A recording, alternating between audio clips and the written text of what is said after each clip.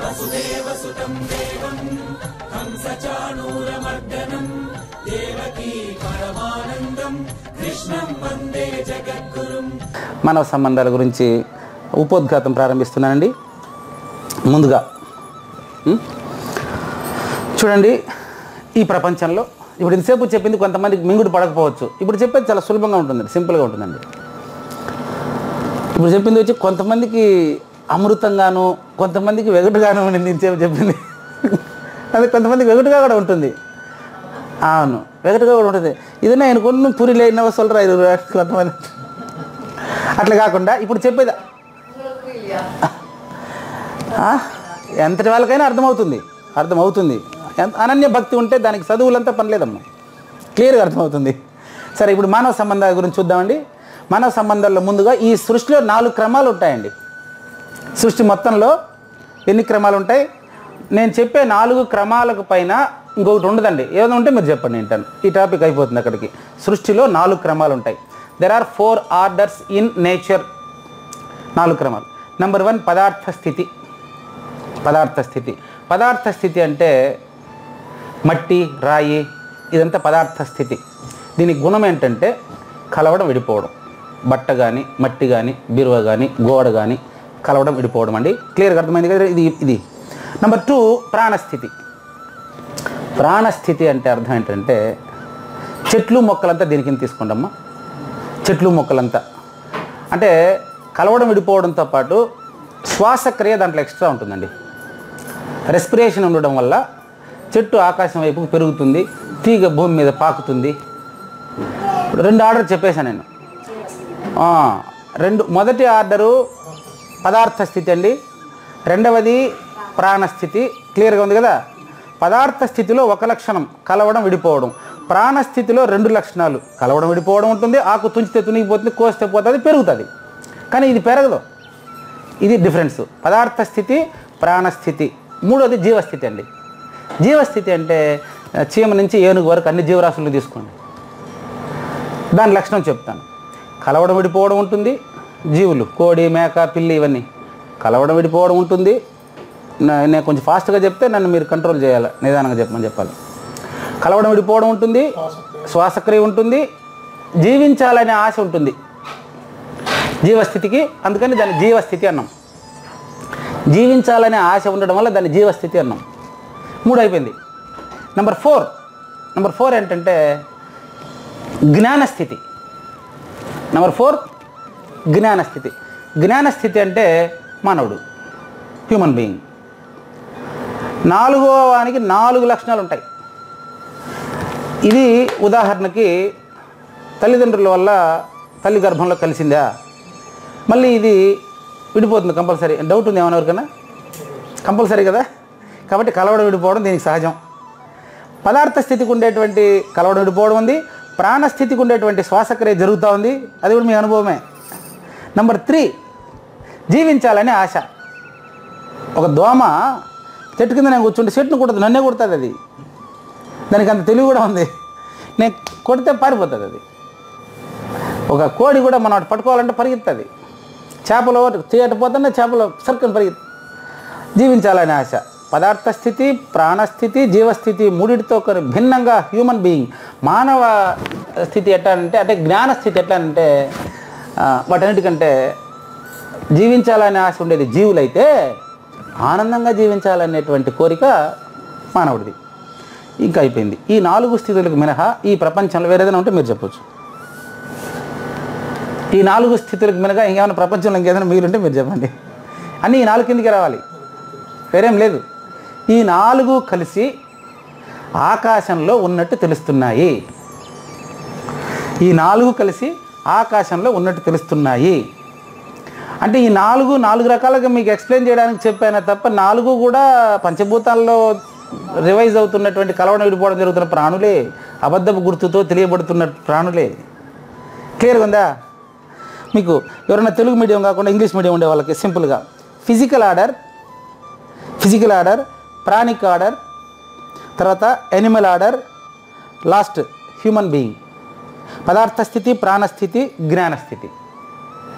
పదార్థ స్థితికి వచ్చి కంపోజిషన్, డికంపోజిషన్, తర్వాత రెండోది ప్రాణిక్ ఆర్డర్ రెస్పిరేషన్, ఎనిమల్ ఆర్డర్కి వచ్చి విల్ టు లివ్, తర్వాత హ్యూమన్ బీయింగ్ వచ్చి will to live with happily, will to live with happily, ఆనందంగా జీవించాలనేటువంటి ఆశ. మరి ఇప్పుడు మనిషికి వచ్చిన సమస్య ఏంటంటే అన్నీ బాగానే ఉంది, ఆనందంగా నేను జీవించాలి అనేటువంటి కోరికను మనిషి నుంచి ఎవరు తీలేరండి. మనిషి ఆనందంగా జీవించాలనే కోరికను మానవుడి నుంచి ఎవ్వరూ తీలేరు, ఎవరు తీలేరు. అయితే ఆనందంగా ఎలా జీవించాలి అనే ఆలోచన మిగతా మూడింటికి ఉండదు, మనిషికి మాత్రం ఉంటుంది. ఆనందంగా ఎలా జీవించాలనో తెలియకపోవడం వల్ల మాత్రమే సమాజంలో సమస్యలు ఉన్నాయి. ఇందులో మీకు ఏమైనా సందేహం ఉందో? ఆనందంగా జీవించాలనేది అందరికీ ఉంది, ఆనందం ఎట్లా జీవించాలి ఆనందంగా అనేది తెలియకపోవడం వల్లనే సమాజంలో సమస్యలు ఉన్నాయి. దాన్ని ఇప్పుడు మనం డిస్కస్ చేస్తాం. ముందుగా సమాజంలో ఉండేటువంటి సమస్యలను చెప్తాను. నేను చెప్పేటప్పుడు ప్రతి ఒక్కరికి వాళ్ళ వాళ్ళ జీవితంలో మీరే చూసేస్తారు దాన్ని. సమస్యలు మీ ముందర పెడతాను, అది ఎవరి లైఫ్లో వాళ్ళు చూసుకుంటారు. అప్పుడు నన్ను అనవసరంగా మీరు సార్ మా ఇంట్లో ఉండే సమస్యను అయితే అందరికి చెప్తా ఉన్నాడే అనుకోబాకండి. ఇప్పుడే చెప్పారు, అరే ఈయనకైతే తెలుసు మా ఇంట్లో ఉండేది, అది నేను కామన్గా చెప్తే అది మీకు అటు అనిపిస్తుంది. దయచేసి అటు ఎవరు పర్సనల్గా తీసుకోబాకండి. ఇప్పుడు సమస్య సమాధానం రెండూ చెప్తాను చూడండి. ఈ యొక్క ప్రకృతిలో సుఖంగా ఆనందంగా జీవించడానికి ఏం అడ్డంగా ఉంది అనేది చెప్తాను. దానికి ప్రతి ఒక్కరూ మనం కారణమై ఉంటాము. దాన్ని రిపేర్ చేసుకోవాల్సింది ఎవరికి వాళ్ళే. నేను మీకేం తెచ్చేది ఉండదన్న. ఉదాహరణకి మన శరీరంలో ఏం ఉండాలి చెప్పండి? ఆరోగ్యం ఉండాలి. శరీరంలో ఆరోగ్యం ఉండాలి. కానీ ఇప్పుడు అనారోగ్యం ఉంది. అది ఏది అయిన తర్వాత దానికి కారణాలు మానవుడినే సూచిస్తున్నారు ఎవరైనా కూడా. ఆరోగ్యంగా ఉండవలసిన శరీరంలో అనారోగ్యం ఉంది అంటే కారణం ఎవరో మీరే తెలుసుకోండి. నెక్స్ట్, శరీరంలో ఆరోగ్యానికి శరీరంలో నేను అనే ఒక తెలివి, ఒక అబద్ధపు గుర్తు ఉంది కదా, నేను అనేటువంటి ఒక అబద్ధపు గుర్తు. అందులో చూడండి, సమాధానం ఉండాలన్నా ప్రశ్న ఉండాలన్నా? నేనులో సమాధానం చెప్పగలిగే స్థితిలో ఉండాలి. పోనీ మీరు నేరుగా అడిగేస్తా, మీరు ఎవరికైనా సమాధానం చెప్పగలిగే స్థితిలో ఉండాలనుకుంటారా? ఎప్పుడు క్వశ్చన్ చేసుకుంటూ ఉండాలనే స్థితిలో ఉండాలనుకుంటున్నారా? అంతేనా? గట్టిగా చెప్పండి, పర్వాలేదు.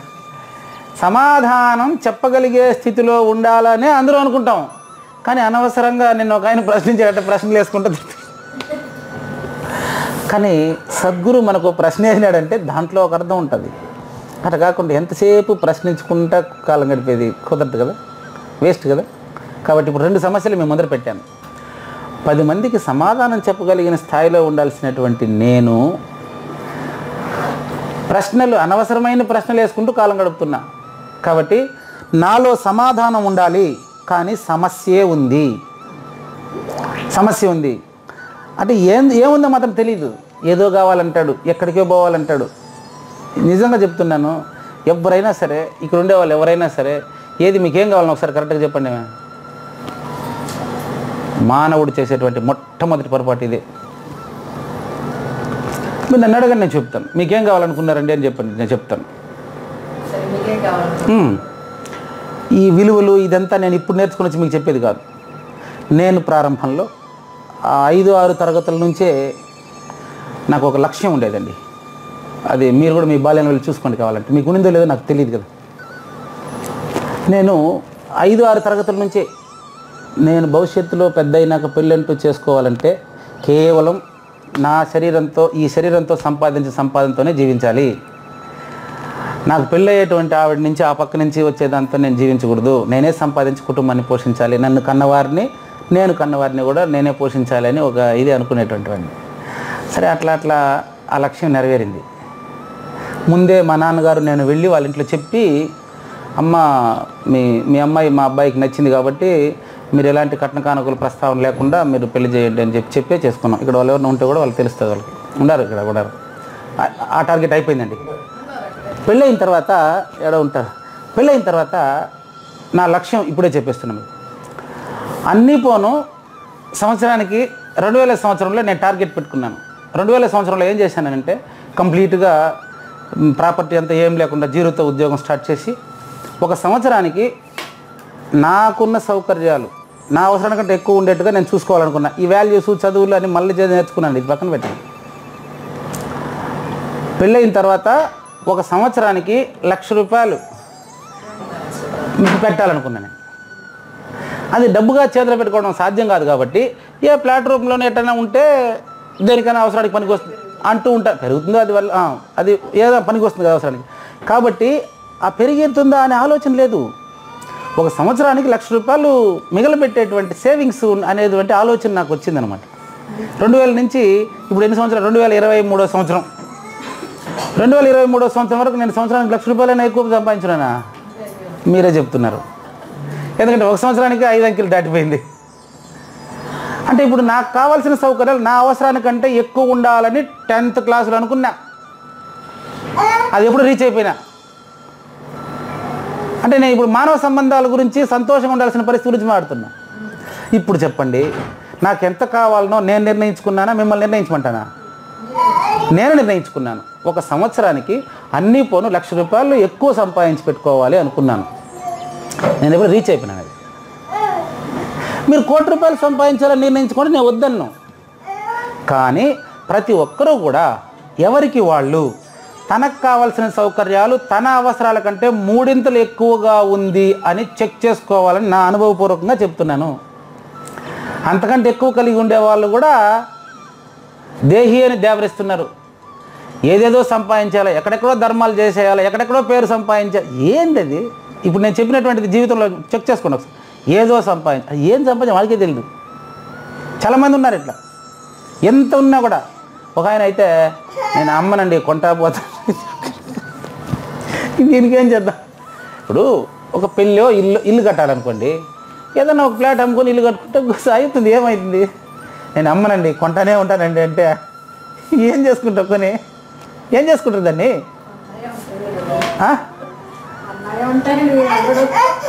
అదో సరిపోయిందా? అమ్మగారు మీరు విన్నారా? ఇప్పుడు అమ్మగారు చెప్పిందే ఏమన్నారు చెప్పండి? కొన్నవి ఉంటాయి కానీ ఈడుండడు. ఎంత అది వేదాంతం వచ్చేసింది. కాబట్టి చూడండి, స్వయం ఇప్పుడు నెక్స్ట్ మీకు సమాధానం వచ్చేసింది. మీరంతా అట్లా కావాలంటే కూడా ఉండొచ్చు. కాబట్టి ఇప్పుడు మనం అంతా కూడా ఈ విధంగా మళ్ళీ చెప్తున్నా, నాకు కావాల్సిన సౌకర్యాలు నా అవసరానికంటే 3 ఉన్న విషయాన్ని నేను గుర్తిస్తే అప్పుడు నాలో ఉండే సంతోషాన్ని గుర్తిస్తాను, కానీ కొత్తగా తెచ్చుకునేది కాదు. అది నీ స్వరూపమే ఆనందం. కాబట్టి 2 సమస్యలు మీకు చెప్పానండి. ఇక్కడ అనుభవపూర్వకంగా ఒక మాట చెప్తాను చూడండి, నేను కరెక్ట్ అయినామా అమ్మా? మానసికంగా సంతోషంగా లేకపోవడం వల్లనే రోగాలు కూడా ఎక్కువగా వస్తాయి అనుకుంటాను. కరెక్ట్ అంటారు కదా? 99 ఇప్పుడు ఏం చేసినాం మనం? కనుక ఉండవలసిందేమో సమాధానం, నాలో ఉండాల్సిందేమో అమ్మాట. బయట తీసుకెళ్ళండి, బాగా హాయిగా ఆడించండి ఎవరన్నా. Right, very good. ముందు అర్థం చేసుకోవాలి మనం. ఇప్పుడు అతని స్థాయిలోకి వెళ్ళి మనం ఆయన స్థాయిలోకి వెళ్ళి అర్థం అవసరమైతే అతని స్థాయిలోకి వెళ్ళి మనం అర్థం చేసుకోవాలి. వ్యక్తి నేను అనే దాంట్లో సమాధానం ఉండాలా, సమస్య ఉంది. శరీరంలో మనకు ఆరోగ్యం ఉండాల్సిన ప్రదేశంలో అనారోగ్యం ఉంది. కుటుంబంలో ఏం ఉండాలి అంటే కుటుంబంలో న్యాయం ఉండాలండి. దీన్ని మీకు 5 డైమెన్షన్ ఆఫ్ సొసైటీ అంటారండి. దీన్ని పంచ ఆయామాలు, 5 డైమెన్షన్ ఆఫ్ సొసైటీ. సమాజంలో ఉన్న సమస్యలు మీకు 5 రకాలుగా నేను చూపిస్తున్నాను, అంతే, ఇంకేం లేదు, కొత్తగా నేను తెచ్చిందేం లేదు. మొదటిది, నాలో సమాధానం ఉండాలి, సమస్య ఉంది. నెంబర్ 2, శరీరంలో ఆరోగ్యం ఉండాలి, అనారోగ్యం ఉంది. నెంబర్ 3, కుటుంబంలో న్యాయం ఉండాలి, అన్యాయమే ఉంది. ఆ న్యాయం అనే పదానికి అర్థం చెప్తాను, అప్పుడు చెక్ చేసుకోండి మీరు. ఎవరు కూడా మా కుటుంబంలో ఉండేది మీకు ఎక్కడ తెలిసిందని అడగమాకండి, నేను చెప్పిన ఇప్పుడే. లేదమ్మా, మీ కుటుంబంలో న్యాయం ఉందా? అది ఎట్టుండదు. నేను ఒప్పుకుంటానేంటి? ఒకసారి చూసుకోండి. న్యాయము అంటే నేను మీకు చెప్పేది LAW లా అనే న్యాయం కాదండి. న్యాయము అంటే మానవ సంబంధాల్లో ఉండేటటువంటి ఒక అనుభూతిని పొందుతున్నామా అనేది చెప్తాను. న్యాయం అంటే చెప్తానమ్మా.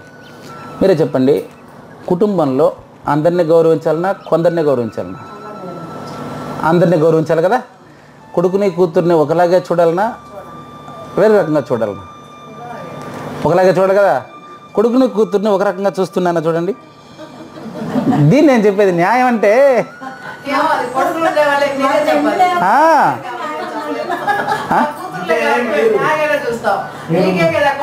అదే అదే అదే ముగ్గురు 3 రకాలు చూస్తారు. అటు కూడా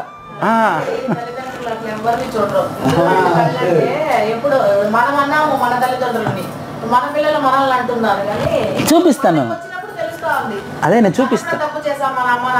నేను తప్పు చేశానండి, నా కుటుంబంలో న్యాయం లేదండి, నేను యాక్సెప్టెడ్. నేను చెప్తున్నాను కదా. గురుగారు చెప్పిన దాంట్లో మన సమాధానం చూసుకోవడమే తప్ప మనం ఇప్పుడు అంతే కుదరదండి, కుదరదు. డిస్కషన్ ఉండాల్సిందే. నాగేశ్వరరావు గారు వాళ్ళ యొక్క మానసిక అంటే డౌటే లేదు వెంటనే. వద్దు, మీరు అడగండి. కొడుకున్నారు అంటే ఆటోమేటిక్గా అంటే ఒక కొడుకునేమో ప్రేమలో, ఒక కొడుకునేమో అంటే కొద్దిగా తెలియదు అదే. లేదు ఇది ఎందుకు వాళ్ళ అవసరాలను బట్టి కూడా బాగా చదువుకోకుండా ఉంటాడు, మంచి ఉద్యోగంలో ఉంటాడు, వీళ్ళు బాగా చూసుకోవాలి. అయిపోయిందా? కూతురులో కూడా అంతే. ఇద్దరు అమ్మాయిలు బాగా చదువుకోవాలి, ఇంకేమో బాగా చేయాలనుకుంటాడు. అప్పుడు ఆ పాఠశాల కనపడుతుంది. మా పెద్ద అబ్బాయి తల్లిగా నేను చేయను ఖచ్చితంగా ఉంటుంది. ఎట్లా ఉన్నా కూడా ఏదో ఒక చోట కంప్లీషన్ అయ్యి ముగింపు లాస్ట్ ఫైనల్ ఇచ్చేటప్పుడు ఏ తల్లిదండ్రులైనా సమభాగమే చేస్తారు, కానీ అది సపరేట్ గా. లింగమూర్తి గారు మీరు ఉండండి. చేస్తావు అది మా పిల్లలు ఉన్నారండి ఇద్దరుని. చిన్న పెద్ద పిల్లని ఏమన్నా అన్నాను అనుకోండి, తను ఇంకా అలా ఉంటుంది. ఆ దుప్ప చిన్నపిల్ల చేస్తుంది అనుకోండి, ఏమనలేదు అనుకోండి, తను వచ్చి మా దగ్గరికి వచ్చి అంటుందండి, నువ్వేమో చిన్నేమో ఏం కొట్టవు, నన్ను దగ్గర కొడతావు. అది ఇంతేనా చెప్పి అప్పుడు ఉండండి సార్, మీకు ఒక్క నిమిషం సరిపోయినా. చిన్నపిల్లలు కొంచెం హుషారు ఎక్కువగా ఉంటారు అన్ని విషయాల్లో. ఇప్పుడు ఇవంతా కూడా పద్మావతి అమ్మ గారు చెప్పిన దానికే. చూడండి, వీళ్ళ కుటుంబంలో చెప్పారు, మా అమ్మాయి గారు వీళ్ళ కుటుంబంలోనే చెప్పారు. నేను చెప్తా ఉండే ప్రదేశం ఇప్పుడు మీకు అందరి ఇళ్ళలో ఉంటుంది. చూడండి, కూతురు ఏమంటుందంటే, మా నీకు వాడంటేనే బాగా ఇష్టం. సరే బాబా, ఒక మంచి ఉదాహరణ వచ్చేసింది. మీరేమనుకోబాకండి. మీరేం చేశారు, కూతురులే ఉండేవాళ్ళు అన్నారు కదా, ఇప్పుడు అది చూస్తున్నా. జయలక్ష్మి వచ్చి ఏం చెప్తుంది తెలుసా ఇంట్లో, ఏయ్ ఎనుకండి ஒரு పుల్ల కండి పొందెడుతున్నా உங்களுக்கு யாருக்கும் 10 రూపాయలు కూడా గుర్తుకు మాటండి. ఇప్పుడు దీనికి ఏం చేయాలా చెప్తాను. అర్థం కాలేదంట అమ్మ, మీకు అర్థం కాలేదు, మళ్ళీ చెప్తాను చూడు. ఏయ్ కూతురుతో అంటే మా ఆవిడతో మాట్లాడుతుంది. ఇప్పుడు ఆమెను ఎవరు అడిగినారు ఏదైనా ఎత్తుకొని చేయమని? ఊరికే నేను కేవలం చెప్తాను. అదే ఇప్పుడు చెప్తాను. ఇప్పుడు చెప్పింది ఏంటంటే తెలుగులో చెప్తానమ్మా దాన్ని. నాకు కానీ ఒక కొడుకు ఉంటే వీళ్ళెవ్వరికి 10 రూపాయలు కూడా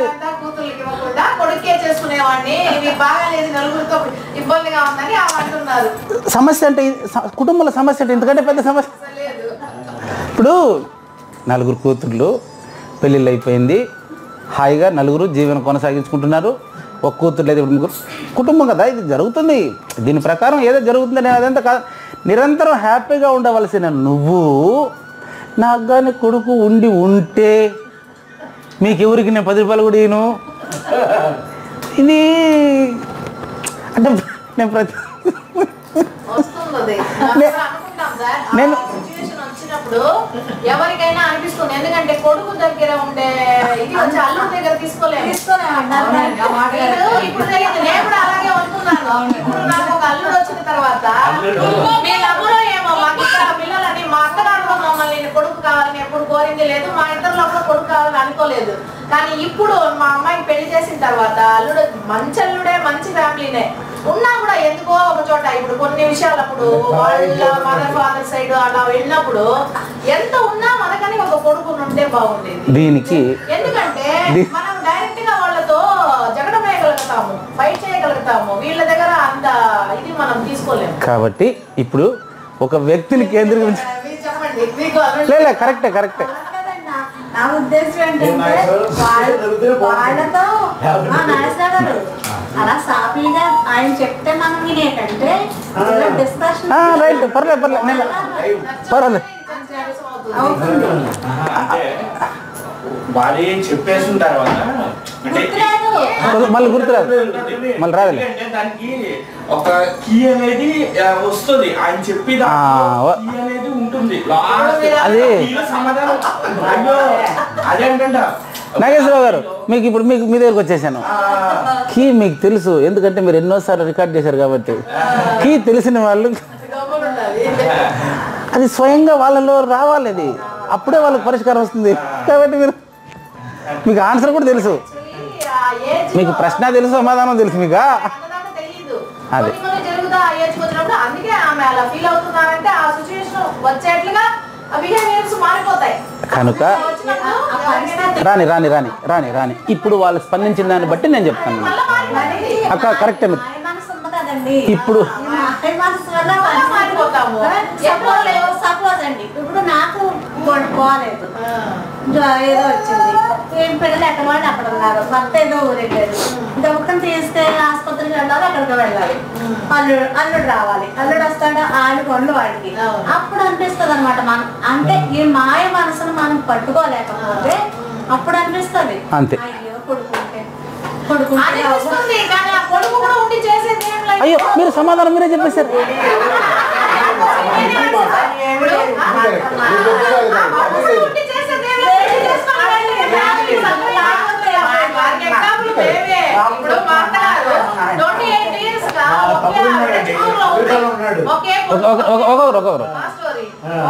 ఒక్కొక్కరు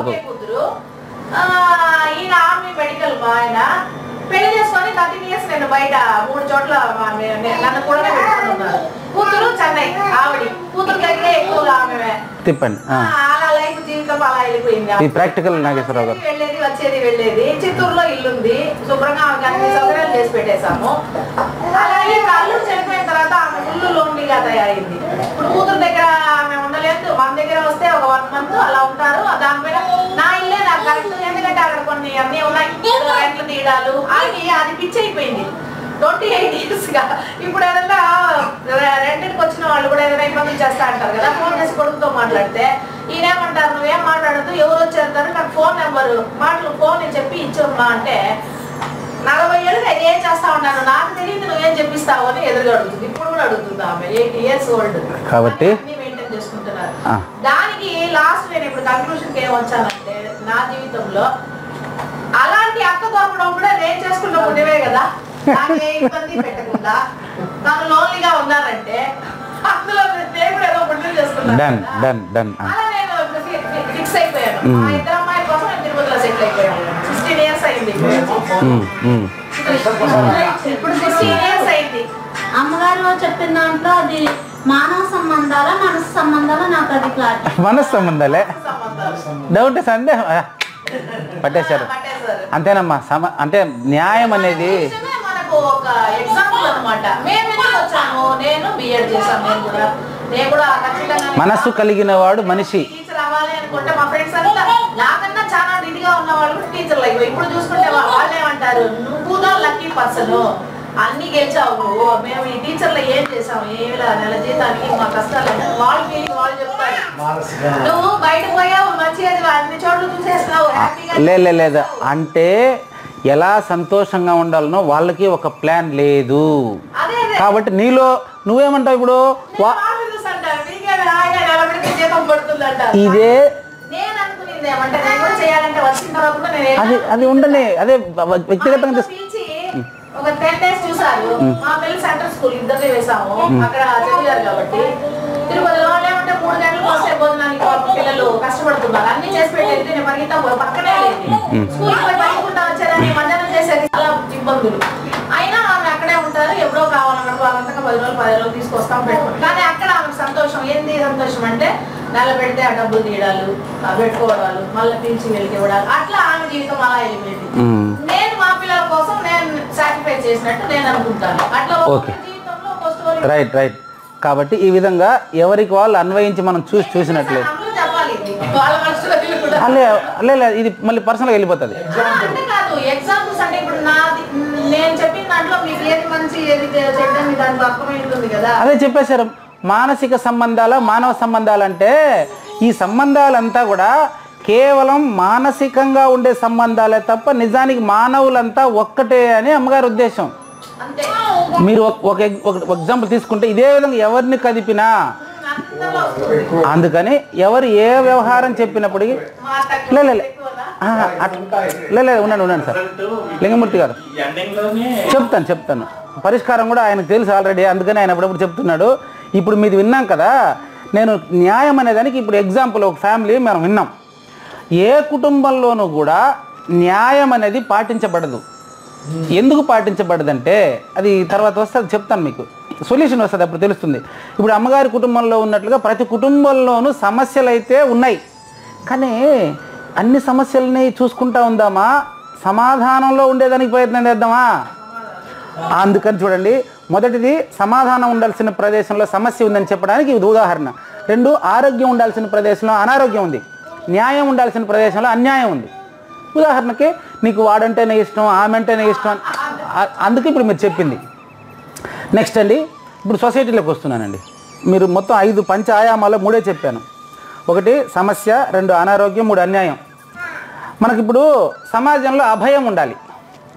4వ సమస్య చెప్తున్నా మీకు. సమాజంలో ఉండాల్సింది అభయము, అంటే భయము లేనటువంటి స్థితి. ఇప్పుడు భయం లేనటువంటి స్థితి ఉందా, భయం ఉండే స్థితి ఉందా? సమాజంలో భయం ఉండే స్థితి ఉంది. చూడండి, పులిని చూసి పులి భయపడదు, మేకను చూసి మేక భయపడదు, కానీ మనిషిని చూసి మనిషి భయపడుతుంది. అంటే మనం తీసుకునే దాన్ని బట్టి ఉంటుంది కదా స్వామి. అంటే మనము అవగాహన బట్టి ఉంటుంది కదా. అదే పోనీ ఉండండి స్వామి, ఒక నిమిషం. సరైన అవగాహన మనిషిలో కొరవడింది. సమాజంలో ఇప్పుడు ఉండేటువంటి ప్రవర్తన ప్రకారం వ్యక్తిలో సరైన అవగాహన కొరవడడం వల్ల భయపడడమే ఎక్కువైపోయింది. అక్కడ భద్రంగా పో, జాగ్రత్తగా పో, నాకు ఫోన్ చెయ్యి. మీరు ఎవరైనా చూడండి, ఇప్పుడు ఫోన్లు వచ్చిన తర్వాత నువ్వు అక్కడ పోయి దిగి ఇంట్లోకి పోతానే నాకు ఫోన్ చెయ్యి, దిగి ఇంట్లోకి పోతానే మా అమ్మకు ఫోన్ చేసి చెప్పి మళ్ళీ ఫీల్ అవుతూ ఉంటుంది. Just example.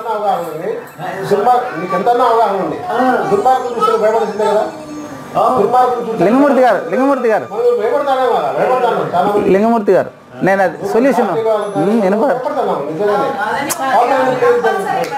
సమాజంలో అభయం ఉండాల్సింది పోయి భయం ఉంది. చాలు ఉండండి. నెక్స్ట్ లాస్ట్ సమస్య అండి. ఈ సమస్య మొత్తం 5 సమస్యలు ఒకదానికి ఒకటి లింక్, గొలుసు సమస్య. ఇది గుర్తుపెట్టుకోండి, దీన్ని ఇప్పే అవకాశం కూడా ఉంది. ఇప్పుడు సమస్యల్లోనే మనం మాట్లాడుకుంటూ ఉంటే సమస్యలకి పొద్దు పుడుస్తుంది. సొల్యూషన్ కూడా చెప్పనేయండి. లాస్ట్ సమస్య అండి, సహ అస్తిత్వం ఉండాల్సింది సమాజంలో. సహ అస్తిత్వం అంటే సహకరించుట, ఒకరికొకరు సహకరించుకోవాల్సింది అనేది ఉండాల్సింది సమాజంలో. ఇప్పుడు ఆధిపత్యం, రాజ్యం, ఆధిపత్యం అంటే డామినేషన్. నాకే ఉండాలి, నాకే గుర్తు. ఆయన అంటాడు, ఎగ్జాంపుల్ అంటే, నాకు 20 సంవత్సరాల క్రితం నిర్మలాత్మాతీత అనే దీక్షానామం ఇచ్చారు, మీకు తెలుసా?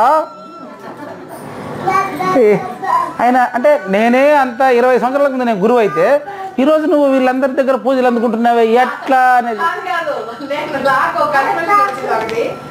ఆయన అడిగారు కాబట్టి మీకు ఎంతమంది ఉన్నా ఆయన మీదే వెళ్తుందంటే మీలో కూడా క్వశ్చన్లని ఆయన లేపి వదిలారు కదా. ఎవరు?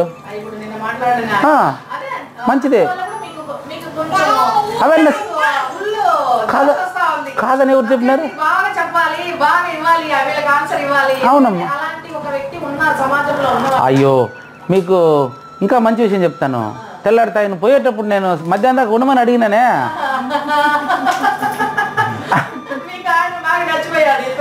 ఇంకొన్ని విషయాలు మీ దగ్గర తెలుసుకోవాలండి అని చెప్పిన, కొన్ని విషయాలు మీ దగ్గర తెలుసుకోవాలని చెప్పిన.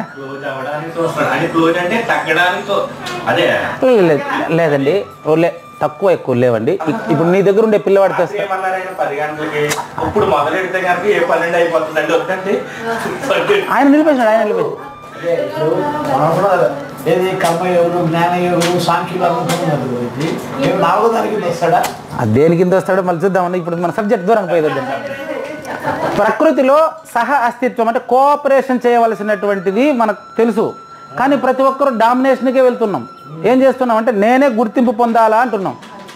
ఇన్ని సమస్యలకు పరిష్కారం ఎవరు అంటే పరిష్కారం దిశగా చూద్దామా? సమస్యలను చూసేసినాం కదా, పరిష్కారం దిశగా చూద్దాం.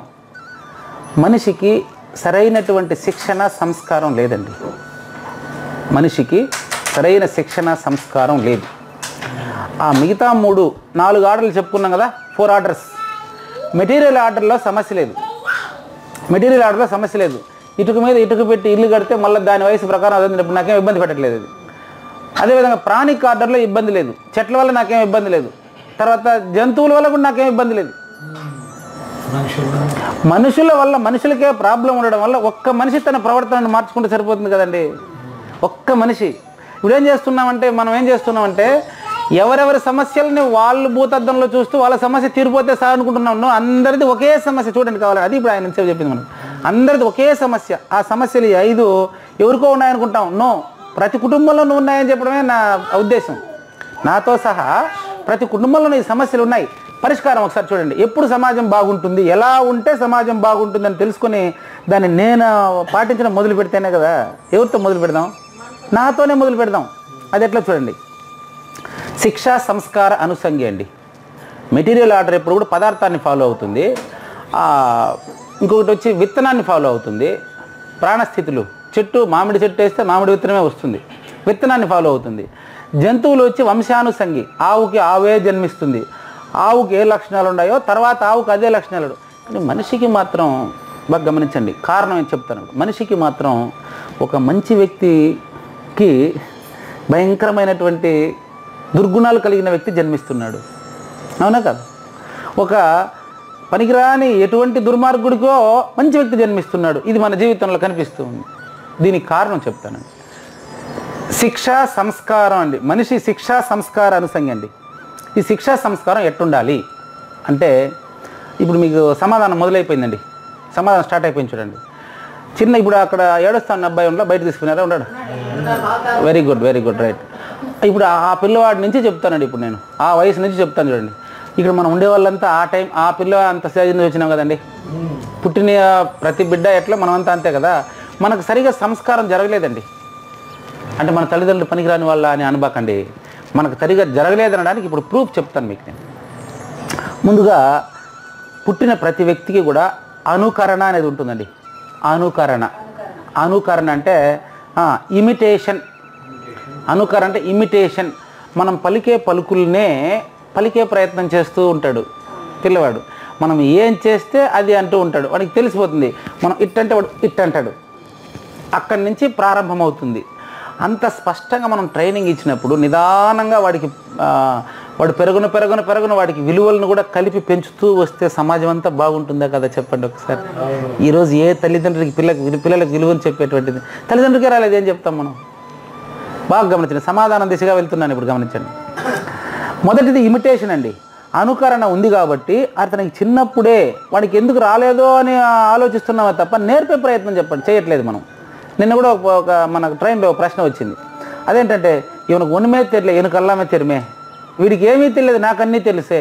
నేను అడిగాను అమ్మగారిని, ఏమడిగాను, అమ్మ అతనికి వచ్చేంత వరకు మనం నేర్పాలనా, నాకు విసుగు వచ్చేంత వరకు చెప్పాలా,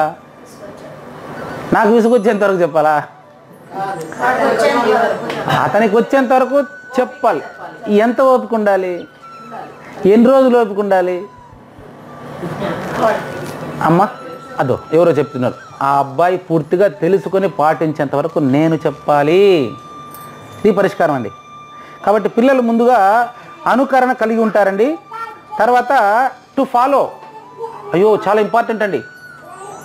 టు ఫాలో ఫస్ట్ అనుకరణ, తర్వాత అనుసరణ అంటే టు ఫాలో. వాడు నేనేం చేస్తే అది ఖచ్చితంగా చెప్పేది చేయరండి పిల్లలు ఎప్పుడు కూడా. నేను నడుచుకున్నది ఆటోమేటిక్గా వచ్చేస్తుంది వాడికి. వాడు ఏం చేస్తామంటే బాగా గమనించండి, మన అందరూ చేసిన పనులే గుర్తుపెట్టుకోండి. మళ్ళీ కుటుంబం యొక్క జోలి ఇప్పుడు తీసుకురాబాకండి అన్నమాట. బాగా గమనించండి. మనం ఏం చేశాను తెలుసా, కాలేజీ నుంచి వస్తాను, నేను నేరుగా వస్తాను, ఎప్పుడు టీవీ చూసే పనైనా నీకు బాబా చదువుకోపోయి అని గబగబని టీవీ స్విచ్ ఆఫ్ చేసేస్తాము. ఆ పాప పుస్తకం ఎత్తుకొని రూమ్ లేకపోతే అప్పుడు నేను టీవీ ఆన్ చేస్తాను. చూడు నేను టీవీ స్విచ్ ఆన్ చేసుకుంటాను. ఏమ్మా నీకు చదువుకునే పని లేదా అనేసి ఆ పాపని చదువుకోమని చెప్పేసి నా కూతుర్ని నేను మాత్రం టీవీ ఆన్ చేసుకుంటే అప్పుడు ఆ పాప ఏం చేసుకుంటుంది, చూడు నాయన నన్ను మాత్రం చదవమని చెప్పి ఆయన టీవీ చూసుకుంటూ కూర్చున్నాడు అనుకోదా. బాగా గమనించండి. కాబట్టి మొట్టమొదట పిల్లలకు అనుకరణ ఉంటుందండి, తర్వాత అనుసరణ. ఇక్కడే మనం తప్పు చేస్తున్నాం. మనం ఏం చేస్తున్నామంటే చూడండి, మొట్టమొదటగా పిల్లలకి పళ్ళు తోమించాలంటే బ్రష్కు పేస్ట్ వేసి ఇస్తే వాడు ఏం చేస్తాడు, వదిలేస్తాడు. మనం ఏం చేస్తున్నామంటే వాడికి మనకు అర్థమవుతుంది పళ్ళు ఖచ్చితంగా తోముకుంటున్న దుర్వాసన ఉండదని. ఆహారం తింటున్నాడు కాబట్టి వాడికి పళ్ళు తోమించాలంటే ఫస్ట్ వాటి రుద్దిని చూస్తాం. మళ్ళీ కొద్ది రోజుల తర్వాత కొంచెం పెద్దనాడంటే వాడికి బ్రష్ పేస్ట్ ఇచ్చి చూడైనా ఇట్లా తోమాలా ఇట్లా తోమాలా ఇట్లా తోమాలా అని మనం చెప్పినప్పుడు వాడు తోముతాడు. కొద్ది పెద్ద అవుతూ ఉంటే ఇప్పుడు మనం చెప్తే తోముకుంటాడు వాడు. చెప్పకపోతే అట్టే వదిలేస్తాడు. మీరే చెప్పండి, ఇప్పుడు ఎవరికైనా మీ ఇంత వయసులో మీ తల్లిదండ్రులు ఎవరైనా ఏమన్నా పళ్ళు తోమినామని అడగాల్సిన అవసరం ఉందా? వాళ్ళు చెప్పుకునే తోముకుంటున్నాం కదా మనము. ఎందుకు తోముకుంటున్నాం మనము? అర్థమై తోముకుంటున్నామా, వాళ్ళు చెప్పినారని తోముకుంటున్నామా? అంతే కదా. వాల్యూస్ కూడా అంతేనండి. వాల్యూస్ కూడా నాకు అర్థమై నేను చేస్తూ ఉంటే వాడికి నేను చెప్పాలనా? నా కొడుక్కి నేను చెప్పాల్సిన అవసరం లేదు. మళ్ళీ నిజంగా నాకు అర్థమై నేను చేసుకుంటూ ఉంటే వాడికి చెప్పాల్సిన అవసరం లేదు. దీన్ని మీకు సులభమైనటువంటి మాటలోనే చెప్తానండి. ముందుగా అనుశాసనము అంటాం. అనుశాసనం పుట్ ఇంటూ ప్రాక్టీస్. నేను చెప్తే వాడు చేస్తాడు, ఆ వయసు వేరే. ఇంకొక తర్వాత ఇంకొకటి ఉంది, స్వ అనుశాసనము. కొద్ది రోజుల తర్వాత సెల్ఫ్ డిసిప్లిన్ వచ్చేస్తుంది వాడికే. ఎప్పుడు వస్తుంది వాడికి సెల్ఫ్ డిసిప్లిను? తల్లిదండ్రులకు సెల్ఫ్ డిసిప్లిన్ ఉంటేనే వాడికి వస్తుంది. ఇక్కడ ఒక విషయం ప్రస్తావిస్తున్నాండి, గుర్తుపెట్టుకోండి. రాబోయే జనరేషన్లో ఆన్లైన్ ఉద్యోగాలు కాబట్టి ఖచ్చితంగా ముందు పుస్తకాలు రాశారు, సూర్యోదయమున నిద్రలేయవలెను అని రాసి పెట్టింటారు. Early to bed early to rise అని ఉండదు. దాన్ని పట్టించుంటాం. ఇప్పుడు ఆన్లైన్ ఉద్యోగాలు మధ్యాహ్నం 12 గంటలకు చేస్తే కూడా మనం గుమ్మని ఉండాలా? అట్లా గుడ్డిగా ఫాలో అవ్వకండి, అప్డేట్ అవ్వాలి మనం. ఇది ఒకటి గుర్తుపెట్టుకోండి. నాకు ఆడ పలానప్పుడు చెప్పినారని మళ్ళీ తింటారు ఉద్యోగం. చాలా ఇంపార్టెంట్ అండి. ఖచ్చితంగా నేను ఎన్ని రోజులు ఎప్పుడు కూడా తెల్లారిన తర్వాత నిద్రపోకూడదు, సూర్యుడు వచ్చిన తర్వాత నిద్రపోతే దరిద్రం రా, ఇదంతా కూడా విన్నా నేను. అది ఇప్పుడు పనిచేయదు. ఇప్పుడు ఆన్లైన్ ఉద్యోగాల వల్ల వాళ్ళు ఏ టైంలో వాళ్ళకి అనుకూలంగా ఉందో ఆ టైంలోనే చదువుకొని ఏం పర్వాలేదు. అదే అది అందరిలోనే ఉంది అంటున్నాను. కాబట్టి చూడండి,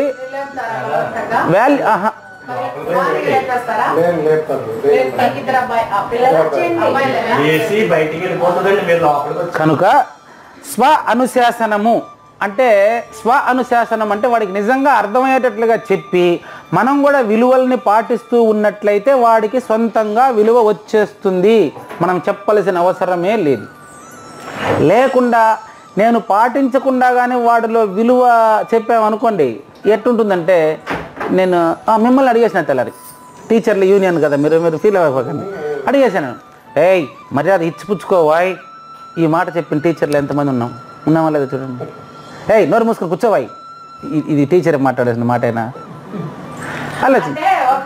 చెప్పచ్చు 50 మంది 40 మంది వేసేటప్పుడు కోపం వస్తుంది కదా, మనం కూడా మానవ కదా. నేను వద్దనట్లేదండి, చెప్తారు వినరు, అలా కొంచెం స్ట్రిక్ట్ గా ఉంటే భయపడతారని చెప్తారు. సమాజంలో మీరు గృహిణి కాబట్టి, గృహస్థు కాబట్టి మీరు ఈ మాట అంటే నేను యాక్సెప్ట్ చేయాలి. ఎందుకంటే మీకు కూడా ఉన్న పిల్లల మీద సిర్రుబుర్లాడు ఉంటారు. సరే, మీకు అంటే తల్లికి తండ్రి కంటే గురువు ఉన్నతమైన స్థానం. సార్ ఫీల్ అవ్వకండి, తల్లికి తండ్రి గురువు ఉన్నతమైన స్థానం కదా. అమ్మ కోప్పడి నాయన కోప్పడి అమ్మ గురువు కోప్పడితే పిల్లోడు ఏమైపోవాలి తల్లి? ఒక్కసారి కాదే, గుడి కంటే గురువే గొప్ప అని బోర్డులు రాసి పెట్టినారే. ఇప్పుడు నాడు నేడు ప్రకారం పెయింట్లు ఎత్తుకొని వచ్చి బోర్డులు రాసేసినారే. గుడిలో ఏమీ లేదు, గురువులోనే అంతా ఉందని రాస్తున్నారే. మరి ఎందుకు గురువులు కూడా కోపం వస్తారు అంటే సెల్ ఫోన్లు విపరీతంగా చూస్తూ ఉంటారు వాళ్ళు కూడా. అది ఎందుకు అనేది మళ్ళీ మీ ఇష్టం. ఇప్పుడు ఇంట్లో సెల్ ఫోన్లో వచ్చింది లేదు చాలా ఇంపార్టెంట్. ఇది నేను దీని ట్రైనింగ్ పోయి దీనికి సపరేట్గా ట్రైనింగ్ పోయి నేను మా ఆవిడ ఇద్దరు కలిసి ట్రైనింగ్ పోయినాం. మళ్ళీ ఫ్యామిలీతో కలిసి ట్రైనింగ్ చేశాను. ఆ అనుభవంతో చెప్తున్నాను. మీరే చెప్పండి, కోపము అనేది పిల్లవాడి పైన ప్రదర్శించవలసిన అవసరము ఉందా? ఆలోచించండి. కోపం లేకుండా చెప్పే ఉపాయాలని గురించి ఆలోచిద్దామా? కోప్పడితేనో తిడితేనో కొడితేనో వాడు బాగుపడిపోతాడా? మీకు ఏది ఇష్టమో అదే చేయండి. నేనేం ఫోర్స్ చేయట్లేదు. లేదు మనం కూడా ఇప్పుడు ఉండే సిచ్యువేషన్ ఈ సమాజాన్ని బట్టి మనం కొన్ని మార్పులు మనం కూడా చేసుకోవాలి. ఇప్పుడు ఉండే ఇంకో విషయం స్వామి, నేను పిల్లప్పుడు మేము గమనించినాను. నేను స్టూడెంట్గా ఉన్నప్పుడు అదే మా టీచర్ బాగా కొట్టేవాళ్ళు. ఎందుకంటే మేము దండం దశగుణం భవేత్తరే, దండం దశగుణం భవేత్తు, మనల్ని బాగా కొట్టేవాడు చింతపరం తీసుకుని ఎంత. నేను వద్దనట్లేదండి. అంటే మీరు నేనంటే మన ఇద్దరు ఒక ఏజే కదా. అంటే మిమ్మల్ని గురువులు కొట్టి నన్ను కొట్టలేదా? బాగా కొట్టారు. ఇప్పుడు మేము కొట్టే ఒక మాట మాట్లాడితే పెద్దగా అంటారు. అది వచ్చేది నేను కాదనట్లేదండి. బాగా కొట్టేవాళ్ళు, మామూలుగా కొట్టేవాళ్ళు కదా, అట్లా కొట్టేవాళ్ళు. దానివల్ల బాగుపడ్డా అది వేరే విషయం. కానీ అది నేను బాగా కొట్టేవాళ్ళు. సరే, ఇంకొకటి చూడండి, సింపుల్, ఏమనుకోకండి. ప్రేమను ప్రేమతో జయించాలి అంటారు. ప్రేమను ప్రేమతో జయించాలని, ద్వేషాన్ని ద్వేషంతో జయించాలనా? అంతే కదా. బాగా గమనించండి.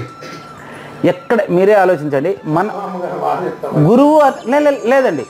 సమాజంలో teacher is the role model of society. Teacher is the role model of society. ఒక టీచరు బడికి వెళ్తున్నాడు అంటే, నేను కాలేజీకి వెళ్తున్నాను అంటే, అరే సార్ పోతున్నాడు ఇంత టైం అంటాడు. కావాలంటే కాబట్టి నన్ను అడిగి తెలుసుకోండి. ఒక టీచర్ బడికి పోతున్నాడంటే కరెక్ట్గా ఈ టైం ఉంటుంది అని ప్రజలకంతా తెలిసి ఉండాలంట. ఇప్పుడు మీరు ఏమనుకోబాక, మీరు ఫీల్ అవ్వాలి సార్ ఏమనుకోబాక, నేను టీచర్ అండి. బయోమెట్రిక్ పరిస్థితులు రావడానికి కారణము టీచరే కాదంటారా? సార్ ఎడ్యుకేషన్, నేను టీచర్ గురించి మాట్లాడుతున్నానండి, అది మీ ఇష్టం అండి.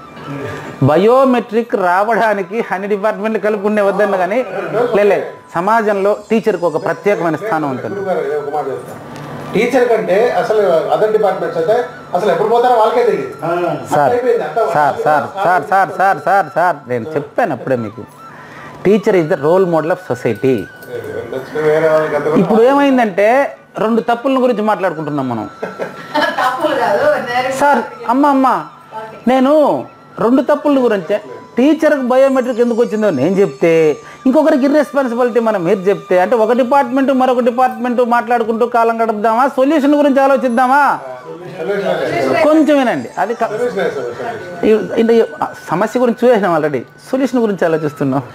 అంటే నేను అదే చెప్పాను అప్పుడే, ఫస్ట్ స్టార్టింగ్లో నేను చెప్పానంటే ఇది నా జీవితంలోనే ఉంది సార్, నన్ను గురించే మాట్లాడుతున్నారా ఎవ్వరు మీరు అనుకోబాకండి. నేను సమాజంలో కామన్ పీపుల్గా మాట్లాడుతున్నాను. కనుక teacher is the role model of society. నేను అంటాను ఇప్పుడు టీచర్ దగ్గర పిల్లవాడు ఎక్కువసేపు గడుపుతున్నాడు. కానీ టీచర్ ఏమంటున్నారంటే లేదు తల్లిదండ్రులు ఎక్కువ కాలం గడుపుతున్నారంటాడు. నో, టీచరు దగ్గర ఎందుకు ఎక్కువ కాలం గడుపుతున్నానంటే, సార్ పిల్లవాడు ఇంటికి పోయిన తర్వాత, మనం ఇంటికి పోయిన తర్వాత మనం గడిపే టైం వచ్చి నిద్రకు ఆహారానికి పనులు చేసుకోవడానికి ఉంటుంది సార్. పిల్లవాడు స్కూల్కి వచ్చిన తర్వాత, టీచర్ కూడా స్కూల్కి వచ్చిన తర్వాత అధ్యయన సమయం అదేనండి. నిన్న వెళ్ళి చూశానండి నేను ఒక స్కూల్లో, నేను పేరేం చెప్పట్లేదండి, నిన్న వెళ్ళి చూశానండి నేను ఒక స్కూల్లో చూశానండి. స్కూల్లో పిల్లలు ఒకటే గోల, టీచర్ వచ్చి బయోమెట్రిక్ వేసి ఫోన్ ఎత్తుకుని ఫోన్లో మాట్లాడుకుంటాడు పోతున్నాడు. జస్ట్ ఎగ్జాంపుల్ సార్, ఏమనుకో. ఇది మీరు యూనియన్ ప్రెసిడెంట్ అన్నారు కాబట్టి చెప్తున్నాను. ఈ వెంటనే మనం ఏం చేస్తున్నాం, ఇంకొక డిపార్ట్మెంట్ వాళ్ళకి అదే నేను కూడా డిగ్రీ కాలేజీలో వింటున్నానండి, ఇది వాళ్ళ డిపార్ట్మెంట్కి కావాలి, ఇది మనకు సంబంధం లేదు. ఎప్పుడు బయోమెట్రిక్ పెడితే నీకేమి, పెట్టకపోతే నీకేమి, నువ్వు కరెక్ట్గా పనిచేస్తే నీకు చాలు కదా. అందుకని ఎప్పుడు కూడా నేను నా డ్యూటీ బ్యూటీగా చేస్తున్నానా లేదా నేను చూసుకుంటే నాకు చాలు కదండి. కాబట్టి సమాజంలో ఇప్పుడు రెండు తప్పుల గురించి మాట్లాడుకుంటూ రైట్ని గురించి వదిలేసినాం. రైట్ను గురించి రైట్ని ఎట్ట ఇంప్లిమెంట్ చేద్దామనేది వదిలేసినాం. కాబట్టి న్యాయము అనే పదానికి అర్థం చెప్తాను చూడండి. న్యాయము అంటే ఇద్దరు పిల్లలు తల్లి దగ్గరికి ఇబ్బంది పడుతూ వచ్చినప్పుడు ఇద్దరిని సంతోషపెట్టి పంపించేదని న్యాయం అంటారు. న్యాయం అంటారు. ఇది కోర్టులో దొరికే న్యాయం కాదు. ఒక తల్లి మాత్రమే చేయగలుగుతుంది ఆ వయసులో, ఒక తండ్రి మాత్రమే చేయగలుగుతాడు. ఒక టీచర్ మాత్రమే ఇద్దరు పిల్లలు గొడవపడి వస్తే ఇద్దరిని సంతోషంగా పెట్టి పంపించగల నేర్పు ఆ టీచర్కు ఉండాలి.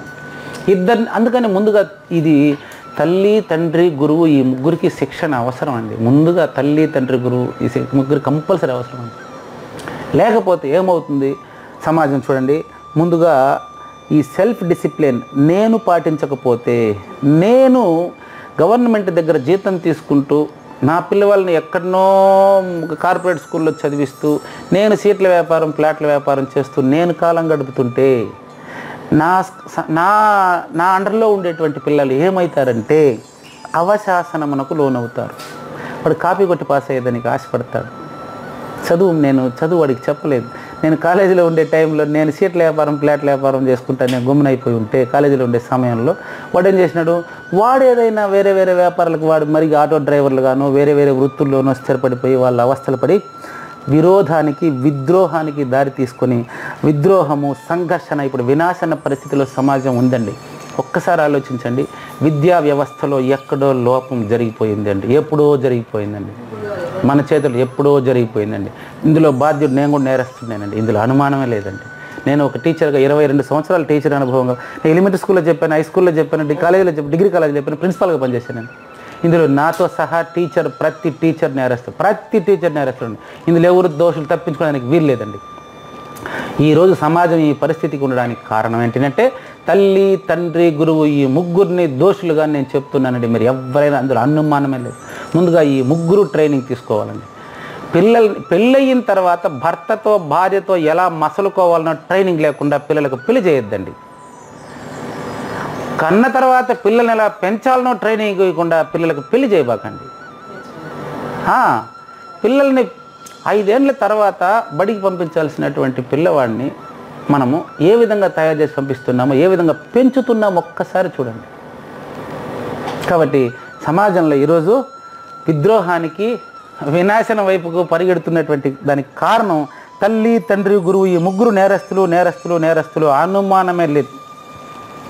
ముగ్గురు కన్ఫామ్. కాబట్టి తల్లి తండ్రి గురువు ఈ ముగ్గురికి ఈ ట్రైనింగ్ అవసరం. ప్రూఫ్ చూపిస్తాను. 20 సంవత్సరాలుగా విద్యను అభ్యసించి ఎలిమెంటరీ స్కూల్ టీచరు చిన్న వయసు అంటాడు, high school teacher elementary school teacher సరిగ్గా చెప్పలేదంటాడు, జూనియర్ కాలేజీలో పిల్లవాళ్ళు స్కూల్లో కాపీ కొట్టించి 10th క్లాస్లో కాపీ కొట్టించినారు కాబట్టి నేను కాపీ కొట్టిస్తానంటాడు. డిగ్రీ కాలేజీలోకి వచ్చిన తర్వాత వాళ్ళు సరిగ్గా చెప్పలేదు, నేనేం చేసేదంటాడు. జీతం మాత్రం తీసుకున్నారా? తీసుకోలేదా? నెల జీతం మాత్రం తీసుకున్నారు. వార్తి పాత అది ఉండని చాలా తమిళ్లో వార్తి సార్, తెలుగులో సార్. చూసారా? ఎస్. ఇప్పుడు అజిత్ తీసాడు దేని మీద, బ్యాంకుల మీద వచ్చింది.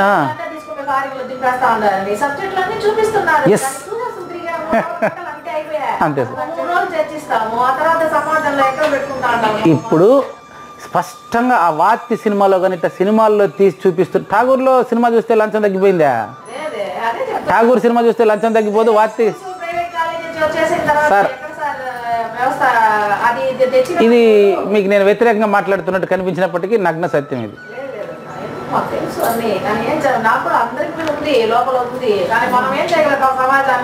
నో. సొంత లాభము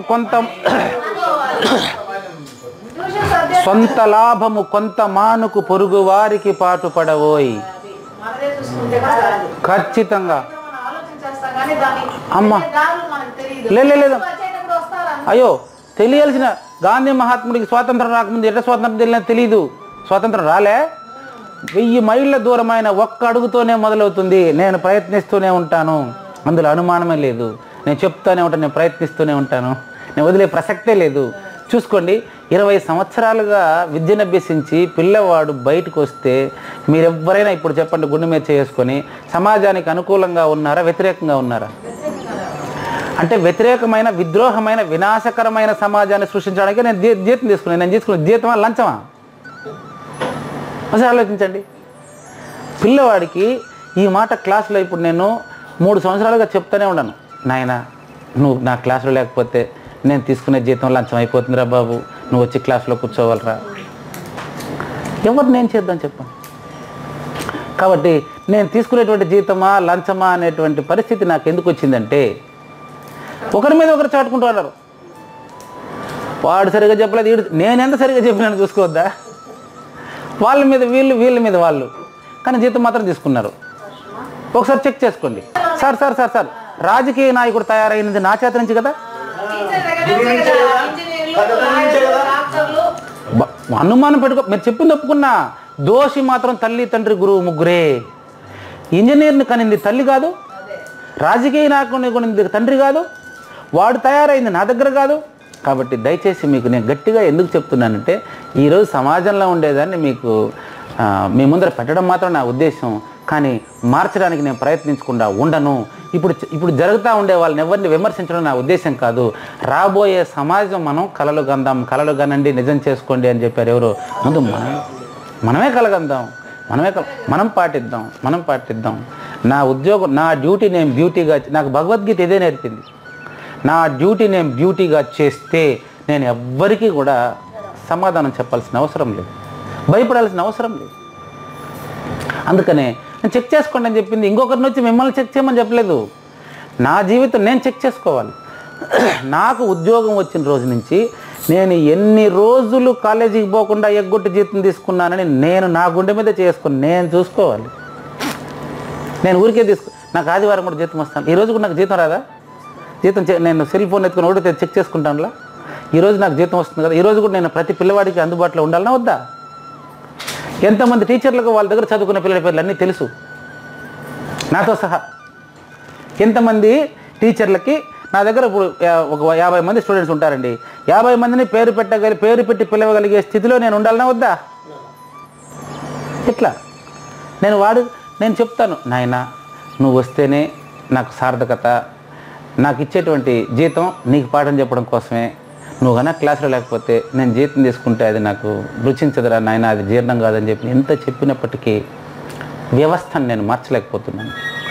నాలాంటి టీచర్ ఇంకొకటి అతన్ని ఎంకరేజ్ చేస్తాడు. అందులో నేను కూడా దోషినే, అందులో అనుమానమే లేదు, గుర్తుపెట్టుకోండి. ఇది సమస్యలండి. దీనికి సమాధానం ఉందండి. మనిషికి ఏం కావాలనో తెలియకపోవడమే కారణం అండి. మనిషి మీరే ఇప్పుడు ప్రతిదానికి ఆన్సర్ వస్తుంది చూడండి. తనకున్న సౌకర్యాలు తన అవసరానికంటే 3 ఎక్కువ ఉంది అని కానీ మనిషి గుర్తించినట్లయితే మనిషి విలువలు నేర్పడం మొదలు పెడతాడు. సంపాదన యావలో పడి అతనికి ఎంత కావాలనో తెలియదు, ఎంత సంపాదించాలనో తెలియదు. సంపాదన యావలో పడి ఎక్కువ సంపాదించేసి మీకు తెలిసినటువంటి ఎంతోమంది సీనియర్ సిటిజన్స్ ఆస్తిని పంచుకోలేక తలమునకులై ఉన్నారు. కొడుకుల చేత చీత్కరించబడుతూ ఉన్నారు. మీకు తెలుసు చాలామంది, నేను చెప్పాల్సిన అవసరం లేదు. పిల్లల చేత ఇబ్బంది పడుతున్నారు. ఎందుకు? ఆస్తి పంపకంలో కొట్లాట వచ్చేసే కదా. తల్లిని తండ్రిని సంబంధాలను ఎక్కువ సంపాదించడం అనేది కుటుంబ కలహాలకు కారణమవుతున్న మాట వాస్తవమా కాదా?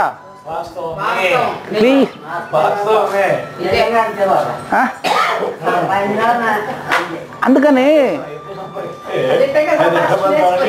నా కుటుంబంలో వాళ్ళకు గుడ్డ ఇచ్చేదానికి వాళ్ళ పూర్తిగా అన్నం పెట్టేదానికి కాకుండా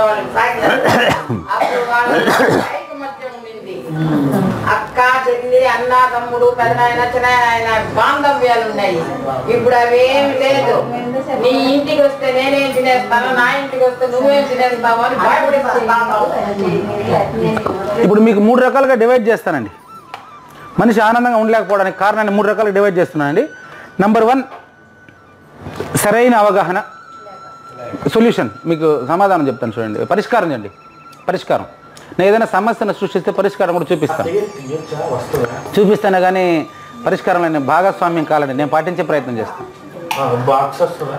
నెంబర్ 1 ఇంగ్లీష్లో రైట్ అండర్స్టాండింగ్ అంటారు, తెలుగులో సరైన అవగాహన అంటారండి. నెంబర్ 2 సరైన సంబంధాలు. అసలు టాపిక్ మంది ఇదే. సరైన అవగాహన, సరైన సంబంధాలు, సరైన భౌతిక సౌకర్యాలు. మళ్ళీ చూడండి, సరైన అవగాహన, సరైన సంబంధాలు, సరైన భౌతిక సౌకర్యాలు. ఈ 3 పాయింట్ల మీద నేను డిస్కస్ చేస్తాను. మీకు ఆన్సర్ మీకే వచ్చేస్తుంది. చూడండి, నాలో సరైన అవగాహనతో నేను మీ అందరితో సంబంధాలు కలిగి ఉంటే కలిగేదాన్ని ఉభయ సుఖం అంటారండి. నేను మీ అందరితో నాకు సంబంధం ఉంది అనే అంశాన్ని నేను గుర్తించి మీ అందరినీ నాలాగా చూసి నాలాగా నేను మిమ్మల్ని గౌరవించినప్పుడు, మీతో నేను మెలిగినప్పుడు మీ ద్వారా నాకు సంబంధం ఉందని నేను గుర్తిస్తే ఉభయ సుఖం, ఇద్దరికీ సుఖం కలుగుతుందండి. నెక్స్ట్ ఇప్పుడు సౌకర్యం కిందకి వస్తున్నాను. భౌతిక సౌకర్యాలు మీరు బాగా మాట్లాడేస్తారండి, అంత బతకాలంటే డబ్బు కావాలి కదా అని చాలామంది, దాని గురించి చెప్తున్నాను. సరైన అవగాహనతో భౌతిక సౌకర్యాలు సమకూర్చుకుంటే, గమనించండి, సరైన అవగాహనతో భౌతిక సౌకర్యాలు సమకూర్చుకుంటే దాన్ని ఏమంటారంటే ప్రాస్పరిటీ అంటాం. ప్రాస్పరిటీ అంటే ఐశ్వర్యము అంటాం. సరైన అవగాహనతో బాగా చాలా ఈ సరైన అవగాహన బాగా గమనించండి. సరైన అవగాహనతో భౌతిక సౌకర్యాలు సమకూర్చుకుంటే దాన్ని ఐశ్వర్యము అంటాము. సరైన అవగాహనతో మానవ సంబంధాలు ఏర్పరచుకుంటే దానిలో వచ్చేటువంటి ఫలితం ఆనందము, హ్యాపీనెస్. కాబట్టి ఈ రెండింటి గురించి డిస్కస్ చేస్తానండి. మనిషికి నాకు తెలిసి ఈ 2 టార్గెట్లు అనుకుంటాను. మానవుడికి ఐశ్వర్యంగా ఉండాలి, ఆనందంగా ఉండాలి అని 2 టార్గెట్లు తప్ప ఇంకేమన్నా మీరు నాకు చెప్పండి. అంతేనా? అయితే అల్టిమేట్ మాత్రం మీరు ఎన్ని వృత్తులు ఏం చెప్పినా, మీకు ఇక్కడ ఉండేవాళ్ళు మీరు ఏం చెప్పినా చివరికి మీకు కావాల్సింది ఆనందం మాత్రమేనండి. ఆనందమే. కనుక చూడండి, అసలు ముందు ఐశ్వర్యానికి నిర్వచనం చెప్తా, కరెక్ట్ అయినా చూడండి. ఐశ్వర్యం అంటే మీరు ఏమనుకుంటున్నారు ఇంతకీ? చెప్పండి స్వామి, చెప్పండి. ఐశ్వర్యం అంటే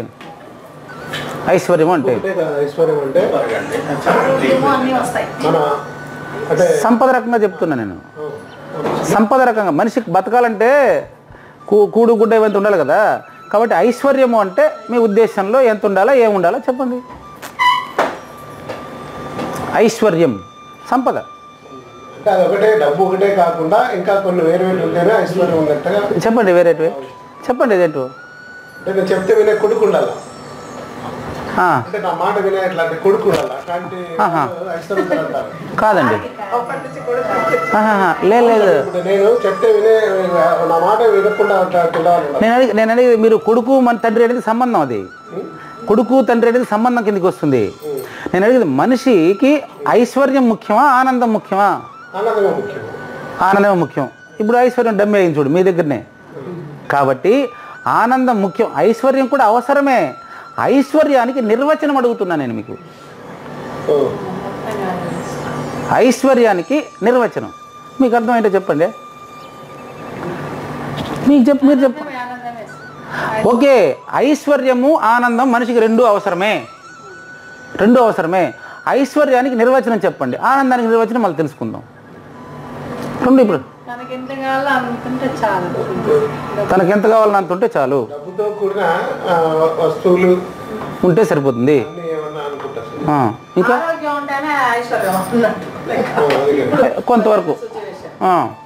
కొంతవరకు ఆరోగ్యంగా ఉండడమే పెద్ద ఐశ్వర్యం, చాలా సంతోషం. ఇంకా ఆశను తగ్గించుకోవాల్సిన అవసరం లేదు. ఆశను తగ్గించుకోవాలంటారు.